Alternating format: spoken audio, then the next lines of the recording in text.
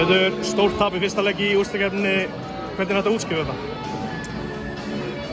Frábær spurning. Við mætum bara allt of flatir og þeir hitt á daginn sinn og bara einhvern veginn allt yfir okkur hægt og rólega. Hægt og rólega, bara í þessum öðrum leikluta ná einhverjum 15 stigum og koma svo út í þriðja 10-0 raun. Og við bara einhvern veginn það er erfitt að koma tilbaka eftir það svo sem, en þeir bara betri í öllum þáttum körfuboltans í dag, betri í návíum, betri í hitta ofan í körfuna og vinna alla 50-50 bolta og jafnvel 70-30 bolta og bara betri á öllum vígstöðum. Það var alltaf svona högg í fyrri hálfleik, þið komið tilbaka, annað högg. Var þetta svo bara róttök þarna í öðrum og þriðja leikluta? Já, eins og ég segi, sko, við erum þannig séð skiptast körfum við á svona lungan á fyrri hálfleiknum. Svo ef ykkur á 5 mínútur eftir þá komast þeir setja þetta upp í 12 stig eða eitthvað og enda svo ég man rétt 14-15 í hálfleik.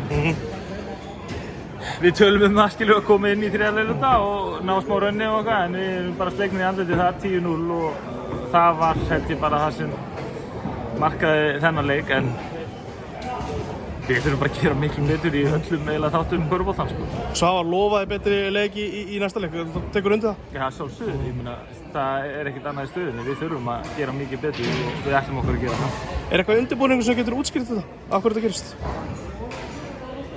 Nei, ég er ekki með, ef ég hefði verið með svörin þá hefði ég vonandi náð að breyta þessi eitthvað inn á vellinum, sko, en nei, það er ekkert sem ég get einhvern veginn útskýrt þetta, sko, eins og ég segi, þeir voru bara miklu betri en við og við einhvern veginn, já, réttum, þeir vildi þetta meira og við réttum þetta einhvern veginn.